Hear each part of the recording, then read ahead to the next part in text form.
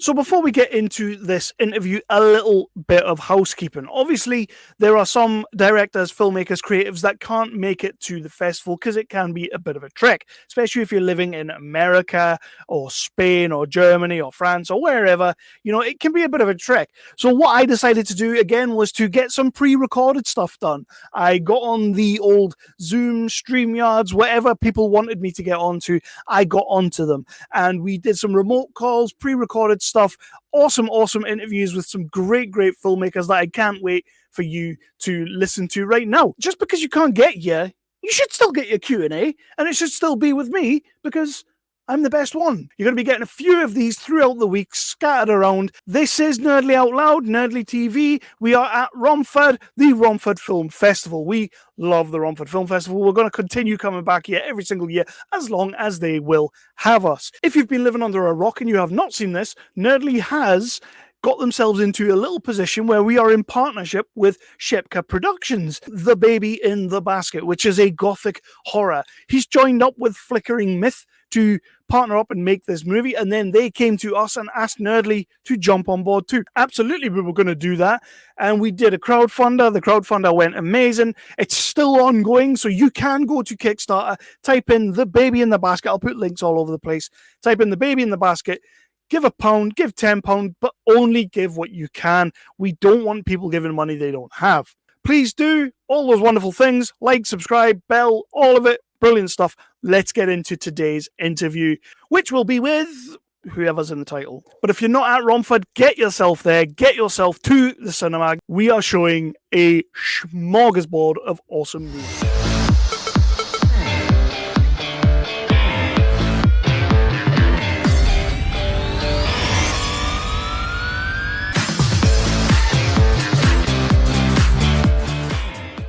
This is Nerdly Out Loud, Nerdly UK. We are the official channel of Nerdly. We are currently inside Romford. I'm still very, very happy to be inside you. This is the Romford Film Festival Q&As, and we're talking to directors and creatives all across the board from the movies that we are showing. And this interview, this chat, is with Mr. Pat Battistini, the director and writer of a short movie called Dignity, a movie that will make you ask some questions. A powerful short that will make you ask questions you don't want to ask, and even more so, you don't want to hear the answer to. How are you tonight, Mr. Pat? I'm doing well. Thanks, Kevin. And again, thank you for having me on. Thank you to the Romford Film Festival for, screening our film. We're delighted to be screening in the UK. And it's always intrigues me when we are accepted into a festival, the process behind the festival. And a buddy of mine who lives in the UK sent me an article about the topic of our film, that it's, I guess, recently, maybe last year, the last 2 years, it's been discussed a lot in Parliament, I think, maybe. Yeah. I thought maybe that was why we piggybacked on the acceptance into the film festival. But nevertheless, either way, we're just happy to be screening and people watching our film. I don't think it was... it definitely could have been a little bit of that, because it is very prevalent right now in the UK and people are talking about it, which is, it's one of those conversations that doesn't seem to want to go away. But your short dealt with it in such a fantastic and sort of like heartfelt way, if you know what I mean. Like, yeah. It wasn't just let's have this conversation and let's have two people just talking at each other about the whole thing. Let's have two people that can actually grow through the experience, learn through the experience, and that's why your show hit on every single level.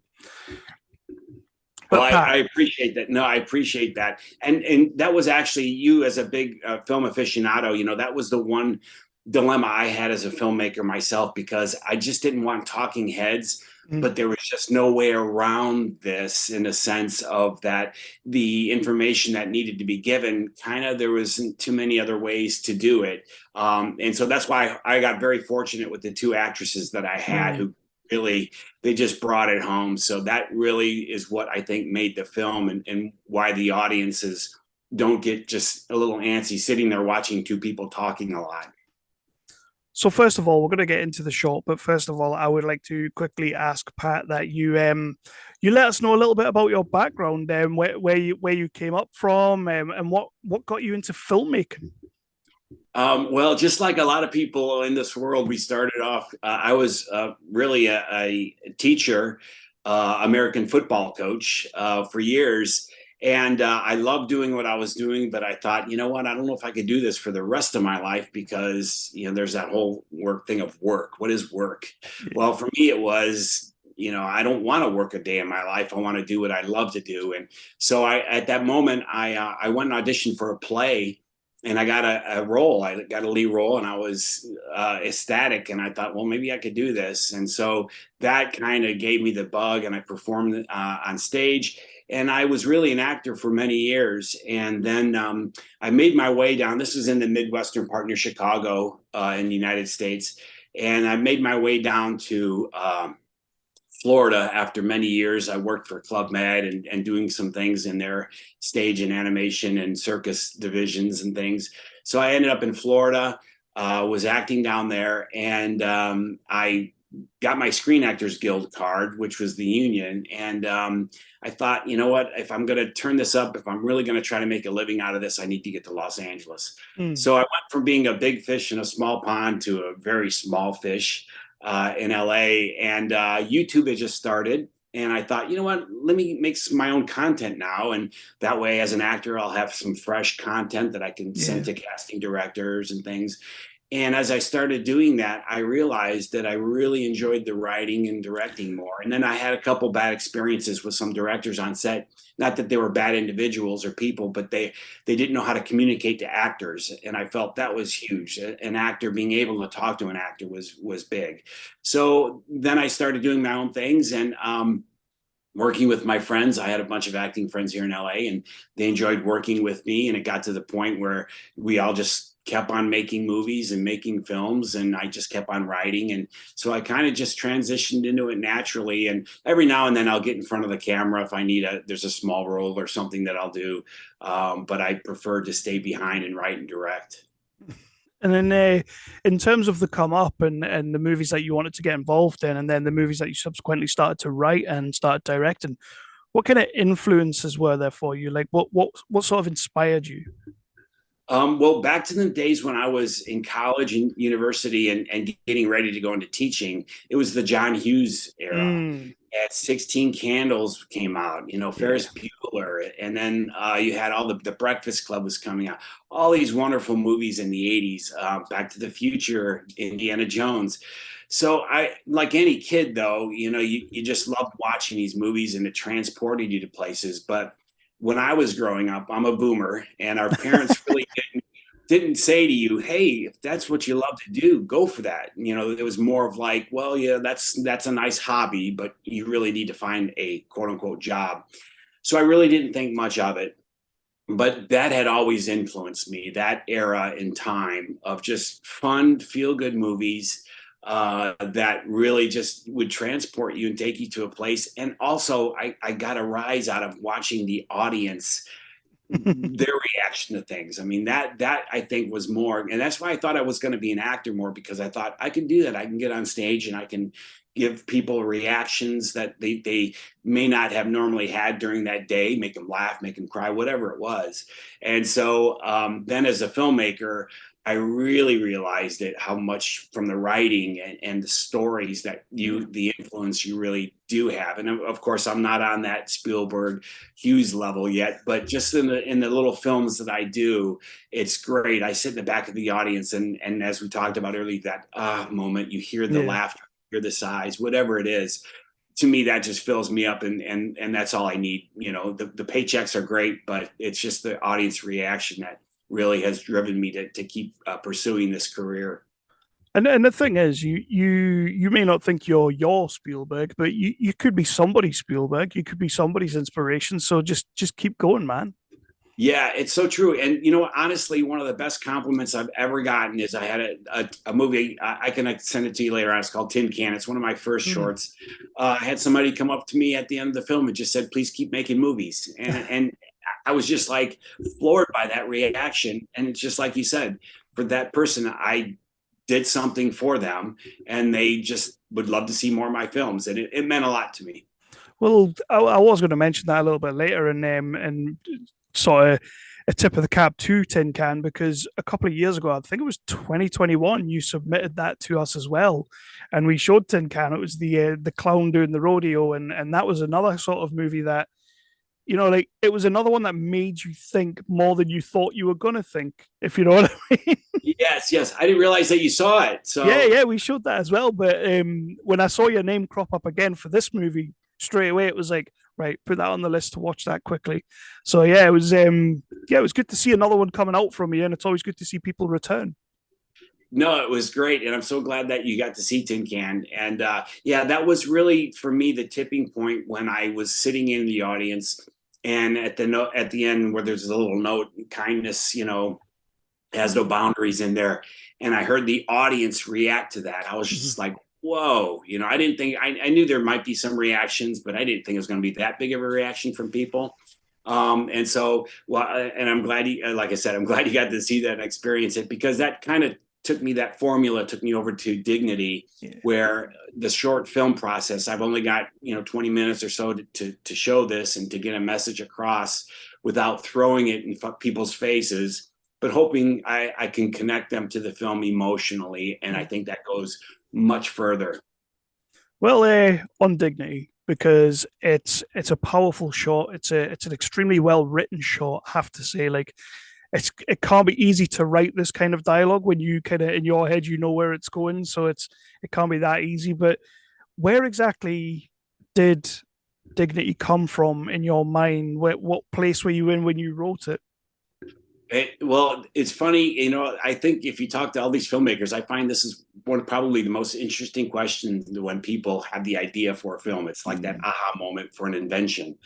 And I was going to a gym, a workout class, and it was kind of like a boot camp type of thing. And every day I would go to this class and be stretching beforehand. And this gal next to me was a hospice social worker, and we got to be friends after time, and we would just talk about things, and she told me about this story, and then she told me about actually the law, and I didn't even know it existed in California. I live Yeah. here and I didn't even know it existed, the death with dignity law. And so every time at class I would just kind of pepper her with a new question. I'd go home that night, and the next day I'd come back and say, well, what about this, well, what about that? So then one day she said, well, listen, if you want to meet one of my former patients, the daughter, I can arrange that. And I'm like, yeah. So I sat down, had lunch with her, and I thought, this is just too good of a story not to. It wasn't her particular story, but just the whole example of what happens in the different levels with families, and all the conflict or all the love, whatever it is you take from it. I just thought, wow, that's a lot of layers there, and that would make a great little film. So you actually sat and spoke to someone who'd been through that. That must be hard as well, though.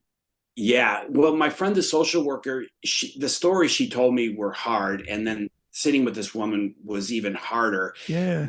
But on a good note, as compared to the movie, this gal was all for it. She Yeah. knew this is what she needed for her mom. She knew it. And as much as without giving too much away in the film, as hard as this choice is to make, I wouldn't want to have to make that Mm. decision. You know what I mean? And I'm always, we know the saying that life imitates art. Yeah. And I'm thinking, boy, yeah, what irony that I would be that this would happen to me, and I'd have to make these decisions as well. So yeah, it wasn't easy, but just the continual questions that I asked my friend, and her responses were so intriguing, and the different levels of the people and what they were doing. And I mean, there was some, that I didn't put in the film, like some children who are really pushing it more on the parents when the parents didn't need it as much. You know what I mean? All kinds of different levels and stories. And if I can throw this in there as well, normally a Q&A at a festival, they ask questions like, oh, how many shooting days? What kind of camera? All the technical things, right? This particular film, and I haven't experienced it anywhere else at any other festival with any other of my films, but this film the people don't ask questions. They stand up and tell their stories. And Wow. every person, yeah, it's really amazing. So you'll have to convey to me what happens at the Q&A, or if they have any discussion at the festival about this, because people just really, they stand up and they just want to tell what happened to them and how this wasn't available for them, or how it was and what they did, Yeah. or all the interesting stories about it. It's almost like a therapy session at Well, the end of yeah, the. I guess it'd be super cathartic for them, and it's sort of like, wow, that's what I went through, that's how I felt, and yeah, I don't want to go through that again. Thanks very much. Exactly, But exactly. And how funny, when you said that, go through that again. I just saw, I don't know if it was on TikTok or something. Some guy invented a roller coaster that it's like this the ride of your life, but you only take it once, because the way he made it is you die on this roller coaster. That would be a fun way to go. That would be a fun way to go. it definitely would be. It definitely would be, and a little bit on because a movie like this with a story like this, casting is absolutely crucial. Got to have all the right people in there, and Laurie Hayes and Mildred Marie Langford are absolutely incredible. Where did you come up with this cast? Where did you find them? Did you already know them, or how did they come Well, to the project? yeah, I got very lucky again. And Tom Katz is the guy that plays Steve in the Yeah. movie. He actually is the old man in Tin Can. Yes. Rodeo scene, we were up in the stand. So I knew Tom was going to be the focus of my older man. So finding the two gals, fortunately in Los Angeles, I just put out a breakdown, and fortunately I was able to get so many great responses from them. And actually, I just saw Millie last night at another festival. She's doing wonderful. She's got a great career going. But yeah, and when I put the breakdown in, because it was a union film, I had to mention about the opening of the film, which is kind of risque in a way. Yeah. So that pushed back as far, because you have an older woman, 60s or 70s years old, and asking her to do certain things in the opening of a film like that. So I knew the gals coming in were going to be ready to just take this character and just jump in, because Yeah. knowing that they had to do that in the movie, they had no inhibitions whatsoever. And Laurie was like that. She really, I could just tell when she came in the room, she really wanted this role. Just saying that, it just, we talk, I usually give about 15 to 20 minutes for an audition time, just to talk for like 5 or 10 minutes with the actor. And so they came in, and then Millie just knocked it out of the Mm. park. I mean, there was no question. I think I probably read about 15 gals for that role. And they were all great, but she just was like way up here. And on the set, it was the same thing. She brought it every time, to every take. I was in tears in the monitor. I don't know Yeah. how these ladies got through the day, but at the I was an emotional wreck. So I was very fortunate. So you've been out there doing the circuit, where the festival circuit with this movie, and you've been putting out there, and so far you've had really really awesome responses. I've seen what's been going on when you've been going on the circuit, but when you made it and you were finished and you were ready to put it out there, did you have any kind of trepidation with the subject matter, or were you just like, look, this is a conversation that needs to be had, and we need to get this out there? Yeah, you know what? Being naive sometimes is great, because I thought that this would be something that something would be people would want to know about. That's why I put at the card how many states in America have this right now. Yeah. And then, though, as I showed to some friends and putting it out there at some places, people were telling me, good luck getting this into some parts of states, because this isn't going to fly. And I was Yeah. just like, why? I just think it's such a beautiful thing. And so, I really was naive, and I didn't even think of that. But as I get it out there, it's definitely, there are some festivals and I shouldn't say festivals, I should say geographic areas in America Right. who really don't want to touch this subject. But I, like you said, I think it's something that everybody should see, because you can learn from it, and it's not easy to listen to, but Mm-hmm. it's truthful, and the truth hurts sometimes. So with that one as well, when people do watch the movie and then it's finished and then they're walking out, what do you hope that the audience's one takeaway would be from Dignity?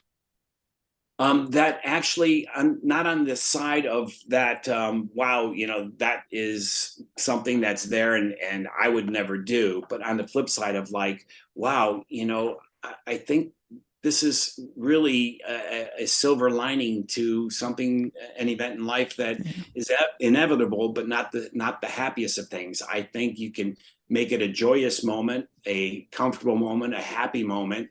But I don't want to give too much away, but it's kind of like talking about Zeke the dog. Zeke the dog. We go to so many. I don't know how it is in the UK, but we now have the vets they come to your house. They make house calls and they set up this wonderful area for the dog incident. And here in the States, you're stuck in some four-walled, crappy ass room. And it's just such an ugly place to die. But so that's what I'm hoping. I'm hoping people look at it as like, what? That's right. That's what I want to do.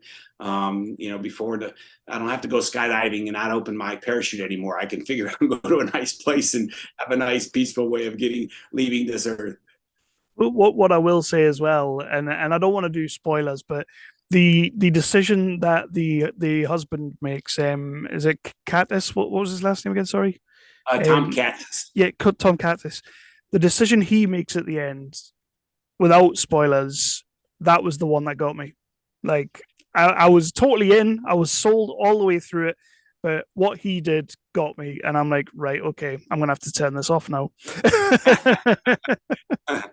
Yeah, it's again, I put myself in all my actors and all my characters in their shoes, and when I'm writing something, and not only do you write some things because you want, you have to.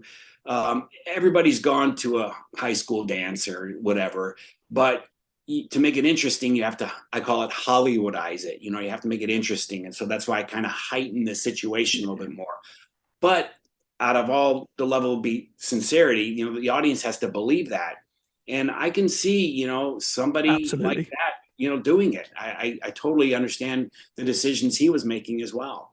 So that's what really, when I wrote it, I said that definitely has to be a part of the story because I could see that happening and I could see somebody doing these things. On a more happier note, let's bring it back up a little bit. But on a more happier note, whenever a filmmaker, whenever I'm speaking to a creative and I ask them about their movies and everything, they can tell me everything that they did wrong, or they can tell me like the lighting here wasn't right, the line of dialogue was a bit too late, something that was wrong with it. You could tell me a million different things. I bet you could right now. They're all going through your head right now. But what I like to ask is there any moment up on the screen when you watch this movie that you're just so damn proud and you think, we nailed it that day, we got that shot, that looks amazing?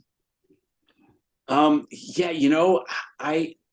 I'm blessed with the actors. I joke around on the set, and all my actors know this because I say this so many times. At the end of a cut, I'll say, I'm a genius. And they're like, at first they don't know me and they'll wonder why I say that. And really it's a tribute to the actors. Yeah. I'll say to them, what you just did on this screen, I'm going to get the credit for as the director. But you did that moment. You did these things. So honestly, that was with this film that I had the words. I gave the words, and I gave little direction to these gals because they knew exactly what was going on in there, whether we were in the doctor's office scene or wherever they're at the dinner table. And their rapport with each other was just the magical thing. And again, I was just the traffic cop. I was just like, okay, let's bring this way. Let's take it that way a little bit. But after that, when I say the action, I kept my mouth shut until the very end of each take and each cut. And I just let them do what they want. So to answer your question, I guess the magical thing I did was I just let the actors do their job, and without trying to bring my ego involved and trying to direct them in something just so I could talk. You know what I mean? I didn't need to talk. They did it all. No, that's awesome. Again, I'm the genius. You are the genius. I was gonna say you could have just said I am the genius. So that's why everything worked. Yeah. So I use that term all the time. Yeah. Go ahead. I'm sorry. So the movie's going out doing all the festival circuits. We're going to be showing it at Romford, which I can't wait for everyone to see it up on the big screen. I guess you'll be promoting a lot, doing a lot with this film. But are you actively working on anything else that you can tell us about? I actually, on the contrary, I have a comedy that's making the festival circuit out there as well right now. Nice. Yes, and so it's a 18-minute comedy, and I'm not sure if I can send that to you as well. But sometimes it's the humor is definitely for the American type of humor. I shot it in Italy, and it's all in Italian. But it's a case of misidentification. So I'm actually hitting a festival next week with that. And then I just actually finished directing, and you're gonna love this one, a martial arts musical comedy, and it's a feature film. And right now we're in post production, we're editing it, but it was just a great little combination of all these different genres. And if we can pull it off, it's going to be great. If we don't pull it off, I think it'll still be fun to watch, but it really can be one of those. It's got everything from the mafia in it to drag queens to bad community theater. We've got everything in this film. And again, that was a little bit tougher because it's about a 90 some odd minute feature film. We shot it over about a year because we didn't have the luxury of shooting 20 days in a row. But that one, hopefully, knock on wood, we can get that out to the festival circuit by next year. Just so you know, that is literally in my notes. Make sure you ask about the martial arts comedy that you will get a kick out of. Definitely. Like I said, we had such a great time filming the movie. A lot of laughs in it, lots of laughs. And really, it was such. The short films helped me tremendously with this film in the sense of that we had some days where we had hiccups and we had to kind of rewrite things on the go. I felt my years in acting because I was an improvisational actor for hundreds of shows. So I think, especially with the comedy part, if I had to tweak some dialogue comedically because something was different or the location we had to change or something at the last minute, the weather, who knows, we were able to make it work. So, like I said, fingers crossed that it's going to come out and be a nice, entertaining film. Awesome, awesome. So I'm going to start wrapping out a little bit now, but I do want to ask because this has been really cool, and you've done lots of different areas in the filmmaking world. We've only scratched the surface with you, to be honest. Could probably sit and speak to you for a couple hours, but if you could give any kind of advice to any young filmmaker coming through, because at Romford we have a lot of young kids coming through that want to try and make their way into it, want to start writing, want to start directing. What's the one bit of advice you would give them? Well, everybody's going to tell you, follow your dreams, do your passion, all those things. Well, the one thing is, if you're passionate about the story, you're going to finish it. If you're not, because people are going to approach all the time and say, hey, I got an idea. And I'm like, okay, great, go write it, because I've got my own, because I know how to finish it. If I'm passionate about a project, an idea, I'll finish it. Technically speaking, filmmaking, if you're going to make a film, make sure that it's around locations that you can get. Don't write this big supernatural freaking, spaceships dropping down from whatever, because that's kind of be hard to make if you don't have all the locations, the sets, the props, and things like that. But the bottom line is really writing is rewriting. Nobody out there writes the perfect script every time, and don't get frustrated. But the key is just keep writing, and things will flow. Right? I don't believe in writer's block because you just sit there. But if you just, I've gone and I've written stuff, and I'll think, wow, it's pretty good, and I come back the next day and I look at it and I go, was I drunk when I wrote this? So, everybody does that. So don't get discouraged. The stuff you see up on the screen, it takes months, if not years, for these writers to make this. And it all starts with the story and the script. So just keep putting it out there. And on that same note, watch other short films, watch feature films, and kind of just figure out the formula, what's going on, what people react to, what people like. And you got to kind of take all that. Your writing, what people like, your ideas, and you have to just mold it into your voice. Yeah. Don't try to be anybody else. Don't try to be a David Lynch. Just say, yeah, I want to write, I'm going to be like, no, be you, and then just take all those things and take your time, be patient.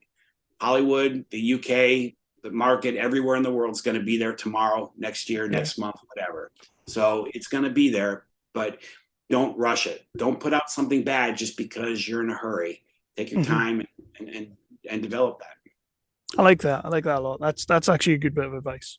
So thank you for that. My pleasure. Well, everyone, we are going to wrap this now, but we are playing Dignity at Romford Film Festival. Hopefully, we will just get loads of people in, and I will be there on scene. I'm usually the roving man on scene, so I'll be trying to get some responses to things and all that. I will make sure to see what people thought of Dignity as well, and I'll feed back to you.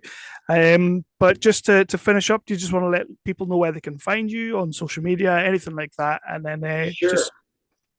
Instagram's probably the easiest. Just my company's Hoosier Daddy Films, and it's Hoosier, Hoosier. That's kind of a play on words from where I'm from in the United States. So Hoosier_Daddy_Films on Instagram, and then from there on, you can catch all my other stuff as well. So.